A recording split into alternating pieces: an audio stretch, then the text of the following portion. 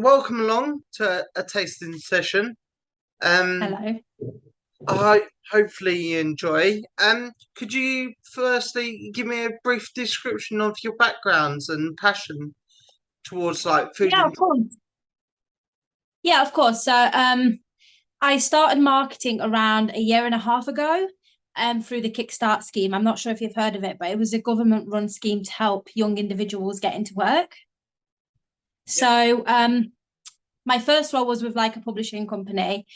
So I did a lot of like social media assistant, executive work there, very basic stuff. I had sort of a tryout with everything, and my second role was at Hug as a former social media manager. So I did a lot of like copywriting, content creation, brainstorming, everything like that. So that was sort of like my experience in the agency side of social media.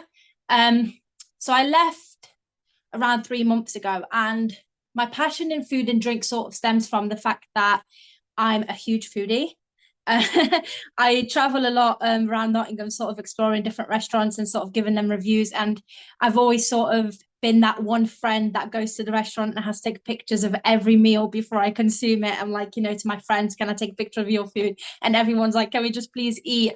So I started posting on my Instagram, and it was around just before December last year when I went to my doctors, and they said that I was experiencing some thyroid issues.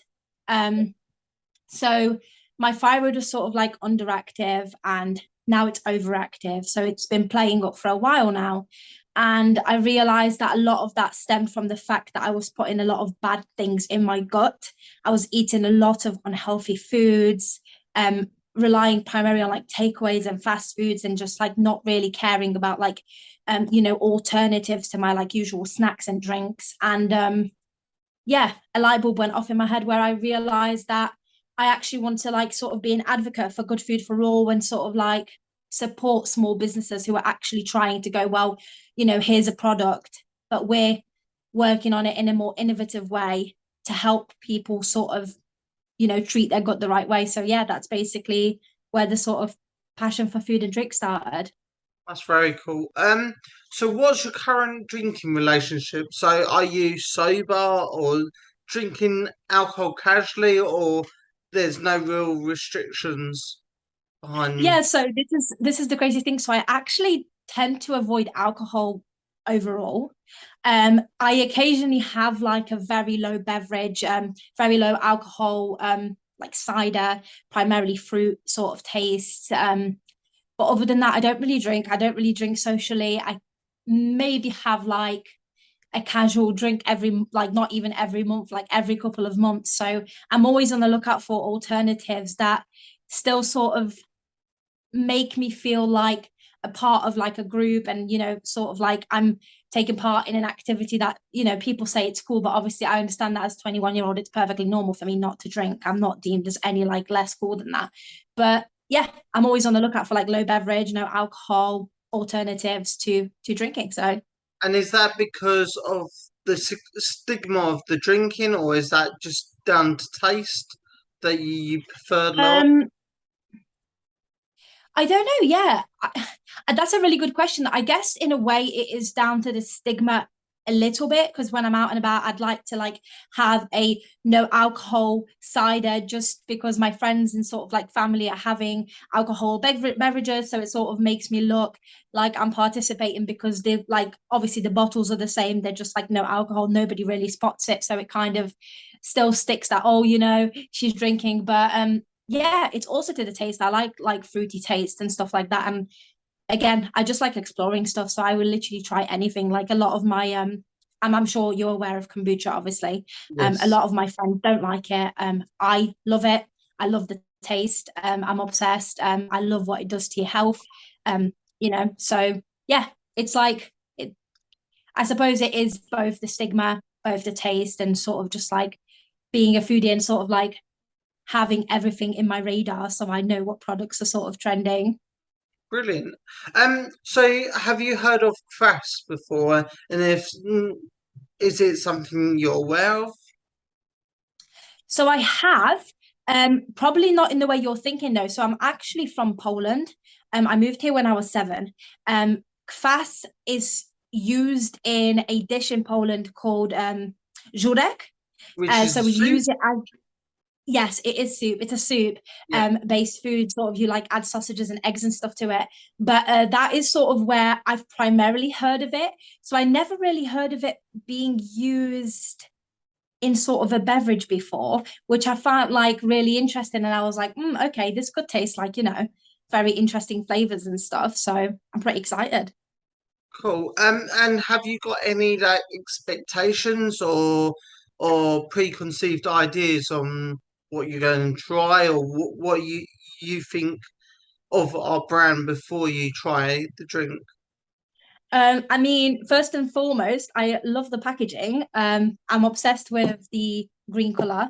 Love it. It speaks like health to me straight away when I look at it. I love the simplicity of sort of like how you lay it out. Your, like the way Yeah. you low alcohol for a cleaner drink, full of good stuff. I really like that because obviously when you go for a beverage, you don't really want to read like tons of writing. In terms of the taste, I'm kind of hoping it has a little bit of like a tangy taste. I'm a huge fan of anything like acidic, lemony, limey sort of stuff like that. So like the soup is my favorite thing to eat in my culture because obviously it does have that like tanginess, sourness to it. So that's my sort of expectations for the taste. Cool. Would you like to crack it open? Just Yeah, just be careful. It might go everywhere. It's just yeah, so I sometimes it. actually opened the cap before because I sort of didn't want to embarrass myself trying to use a bottle opener in front of people watching. Obviously, because I don't drink a lot of like bottled drinks, I tend to like stick with like cans and stuff. I didn't want it to just explode and go absolutely everywhere. But yeah, let's give Cool. it a try and see what we think. Go for it.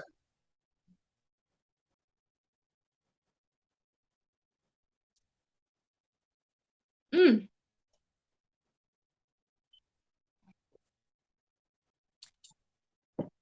Oh, I really like that. It's I find with beer's usually very bitter, Yeah. um, which is something that I really dislike in sort of alcoholic beverages. Occasionally when my friends have beers, I'm like, can I have a sip before you try it?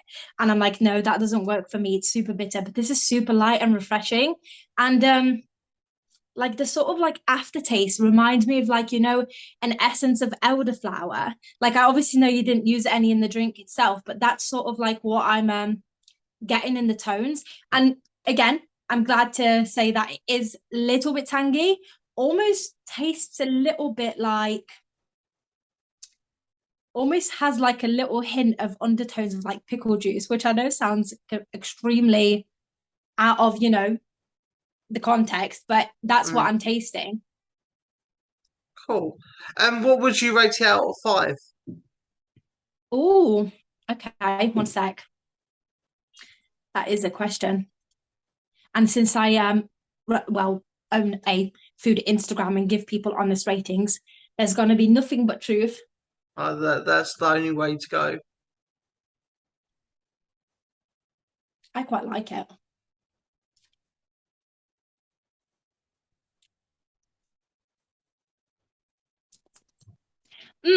I would give it like a solid 4.3. Only because I think that obviously the flavor is very light, so it might not be like to everyone's taste. Obviously, some people like very strong flavors, but I really like kombucha. This sort of has like the same vibe to it. So yeah, I would definitely order it personally myself. Um, it's cool. It's different. It's very different. And what would your headline comment be? Headline comment. Well, that's a good question.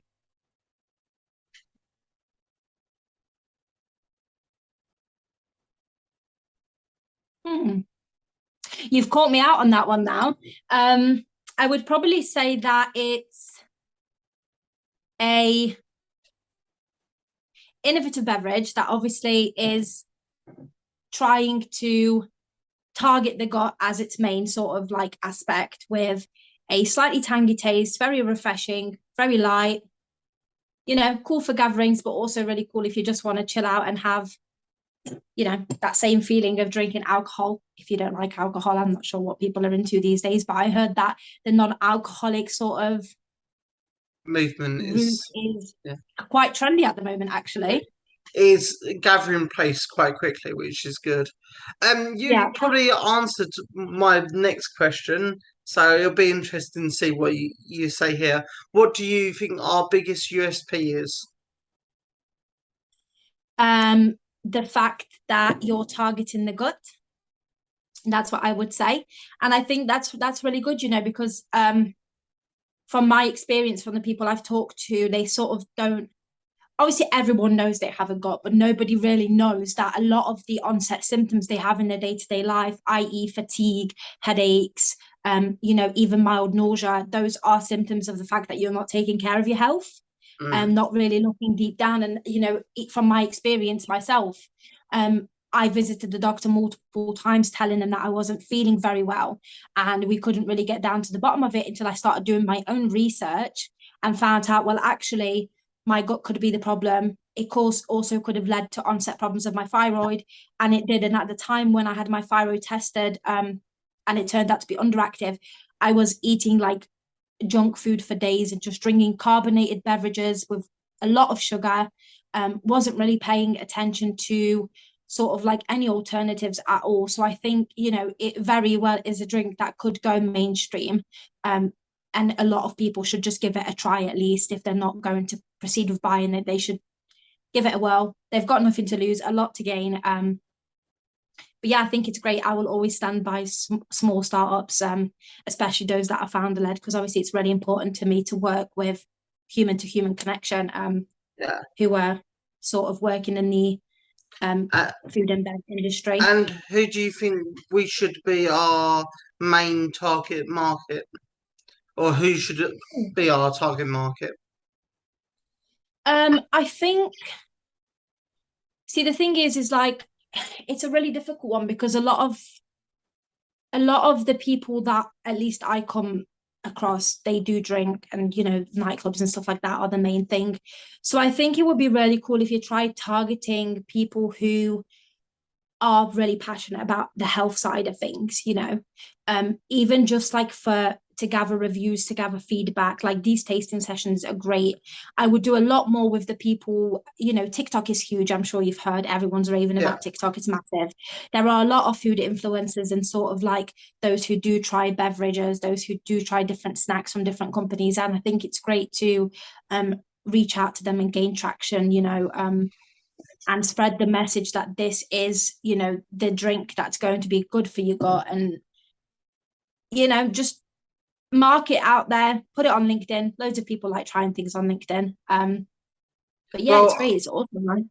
Well, the way I've been trying to do these tasting sessions are target marketers, branding, salespeople, buyers, all the people who are associated with the drinks industry, and basically hear what they say about the product and about where they see the product, and hopefully that will give us a solid, like, what do you call it, like a proof that we are a decent brand, and gives it a credit, instead of me just saying, well, this is what our brand is. I can now revert to these people who have got great background knowledge of each industry and say, well, this person has said this person said that. So he's not taking my word, but taking other lots of well-respected people's words as well. Yeah. So, who have you targeted before then in terms of the drinks industry? So I've done founders of previous big drinks, like Ugly drink.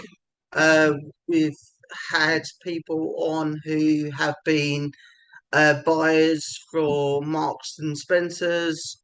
We've had people who've done marketing for really well-renowned companies as well. So lots of different ones. It's been interesting to see what each one says about the product. If I had a FAQ section on my website, what question would you want me to answer? Oh, okay. That's a good one. Let me have a think. I would probably ask why, well, from obviously from my experience and sort of from my interest, I would probably ask why you're targeting that section of the market, knowing that obviously it is very trendy at the moment. There are a lot of brands out there who are bringing alternatives into the game. So, you know, why should they choose yours over another brand's, and sort of what makes you stand out? Um, well, the answer to that one is I think that's the one I struggle when people say, "Why should you choose me over other people?" Mm-hmm. That's a hard question because It is, it, it is. It's difficult, isn't it? I think I stand out on my own.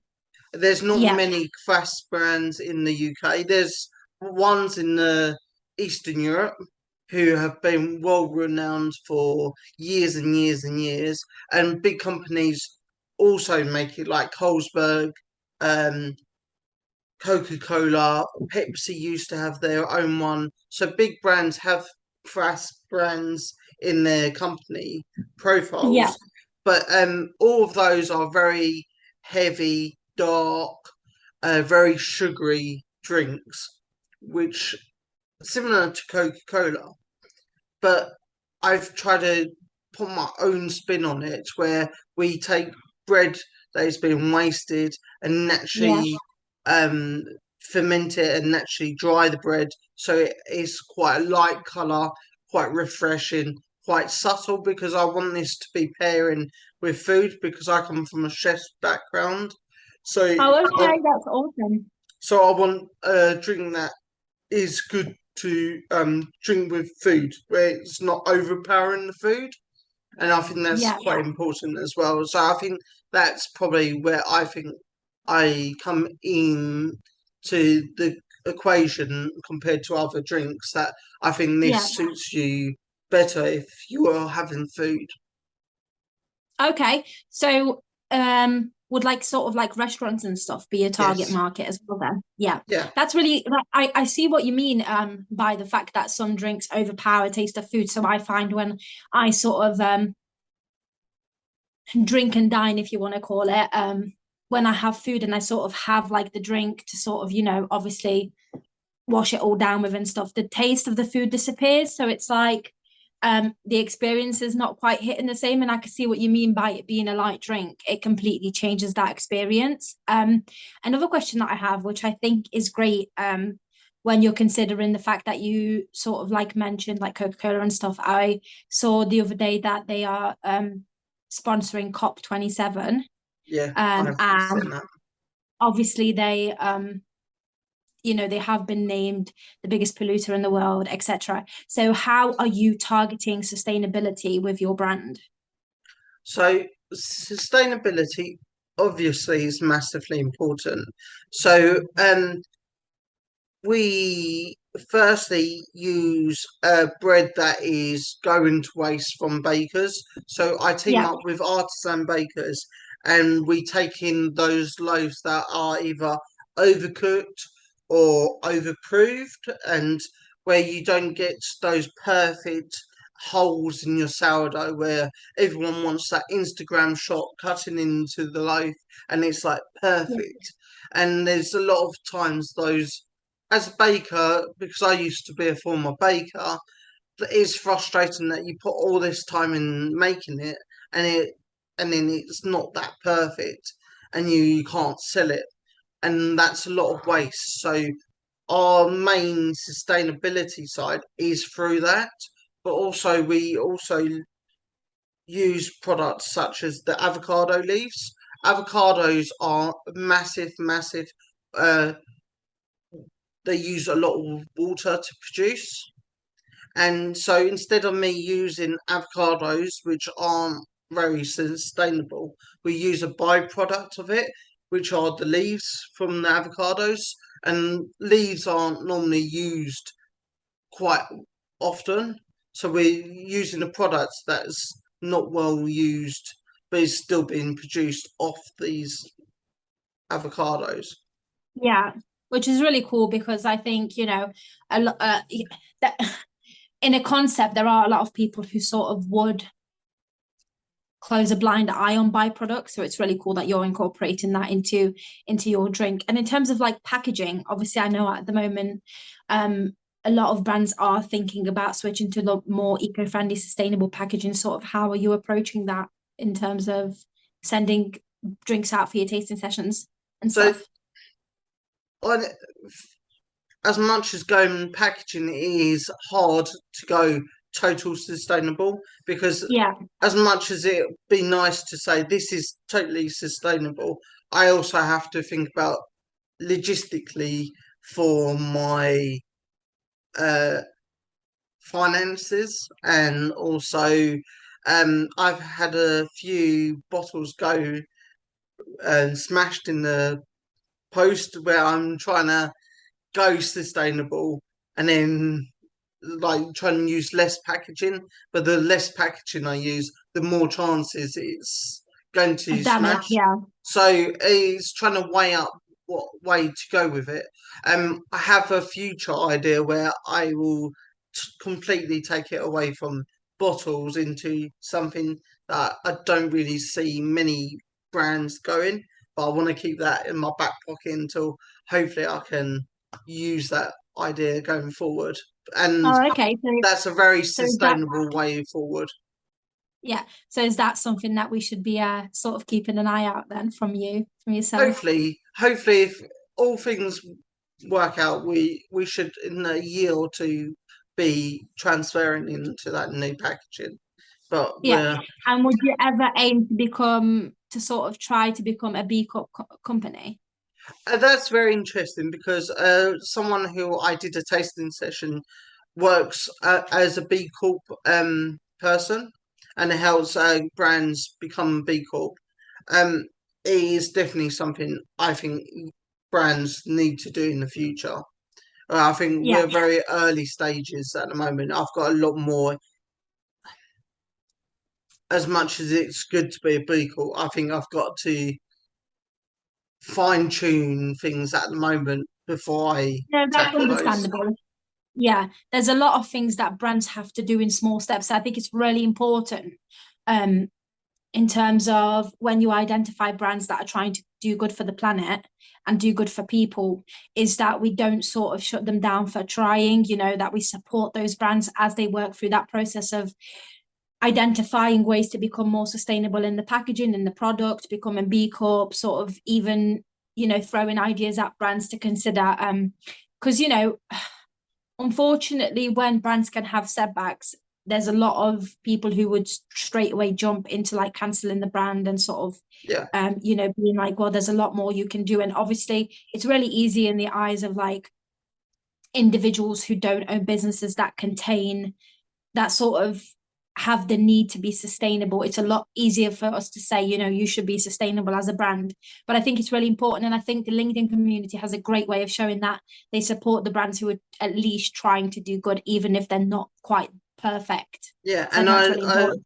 I think also we've all got to be careful. There's a lot of brands out there who jump on to the words like sustainability, circular economy, all those words to look good, but are they really doing that behind the scenes Yeah. work? It So is, that's part of like why I became interested in food and drink as well, is like I sort of want to work with primarily founders of startups that actually convey your like their mission through their copy and how they mm, like sort of what content they put out to their audience, to make sure that the things you're stating that you are, that you can actually back that with evidence, that you can back that with company wins, fails, sort of be really transparent. And as you may know, obviously LinkedIn is becoming a growing place where people want to see people.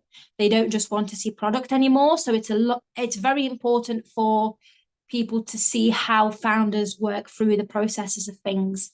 And that's what I aim to help with in my career, is sort of like where I see my journey going next. And hopefully I will have the chance to help many startups in the food and drink industry become industry leaders and sort of support each other. Because I think, it is, even though it's a competitive industry, I've seen brands that support other brands and the results are magnificent. So it's great. A question in terms of your marketing. So obviously I know you said you're targeting different people. Do you have like any specific platforms you're focusing on, or is it LinkedIn primarily at the moment? So I'm I've been doing a lot of LinkedIn. I think LinkedIn is a very good platform. It Um, is, yeah. I was doing a bit of Instagram, and I'm taken my foot off slowly just to because I've had a lot of changes in my personal life. I've moved over to Yeah, the Philippines. I've had to get my head around a few things, and it's trying to work out how the business goes forward now and yeah, grows into. So it's a lot of stepping back and trying to see where it goes. I've been doing a lot of tasting sessions behind the scenes, which will be going out on YouTube. So I think YouTube is one where I'll be doing a lot more shorts.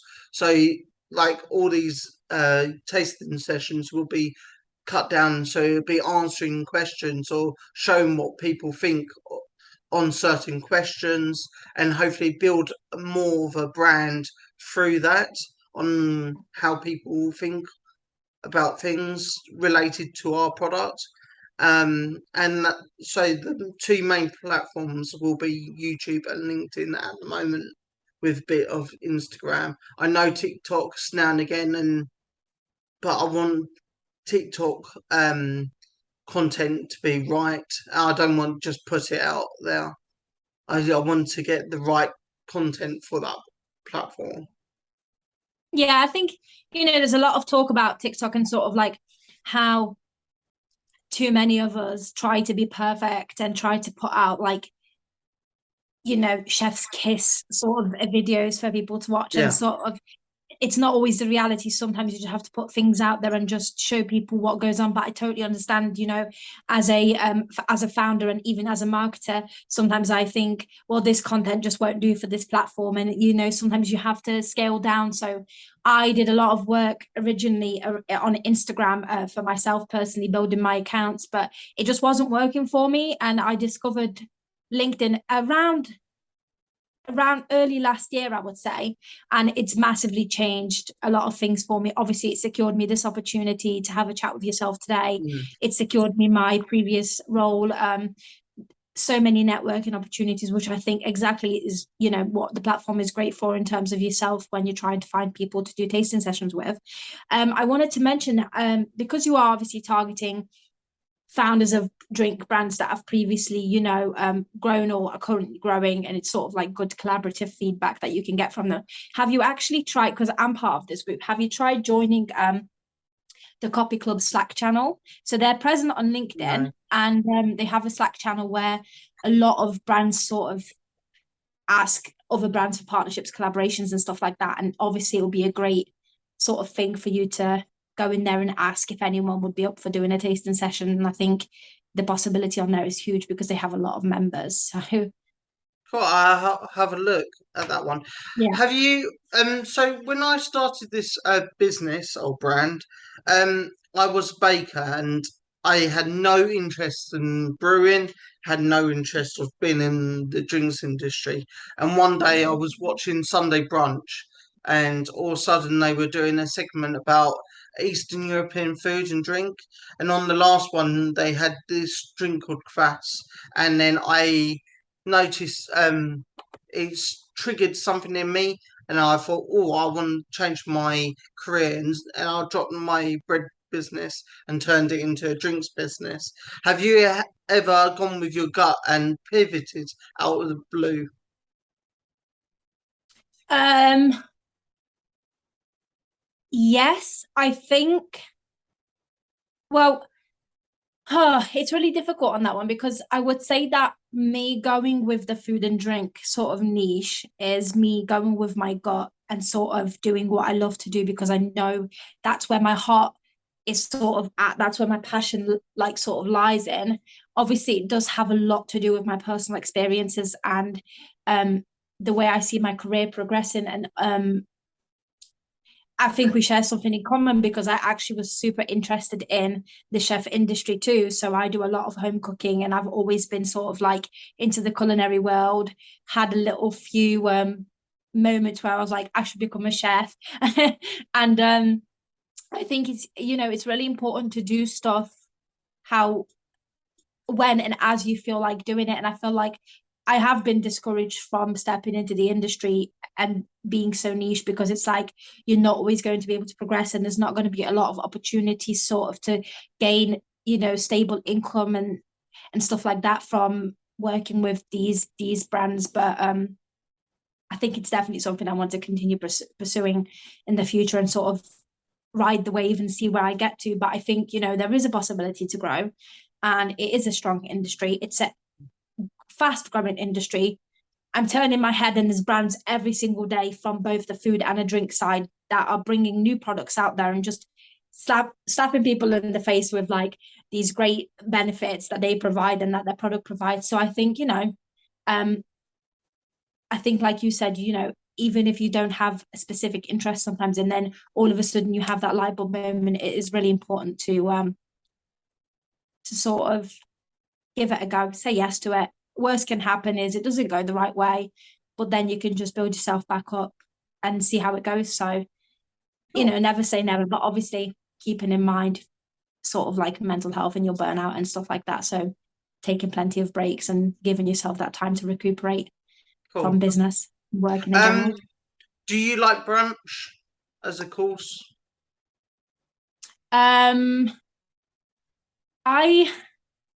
I wouldn't really say I've ever had it, to be fair.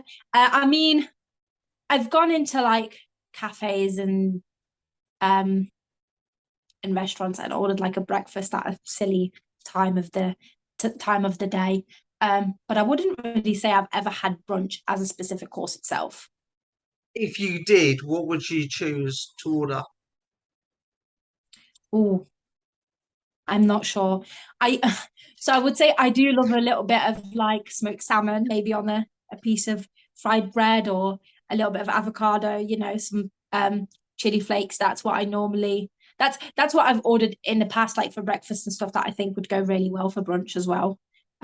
With a nice beverage. But again, so for some weird reason, I always think of like an all day brunch, which obviously involves alcohol. And I'm like, well, it's probably not something that I want to participate in. But obviously, I know you can go and have brunch without having alcohol. It's because every single billboard outside of restaurants advertises all day brunch. Get this, and have this many cocktails for this amount of hours. And I'm like, oh, that's too much for me. I really actually enjoy this drink as well, because it means I can drink the whole bottle without feeling tipsy, which is a bonus for me, since I am I'm a lightweight when it comes to drinking. So I tend to avoid it for that reason as well, which is, embarrassing to admit, but there's always last like question.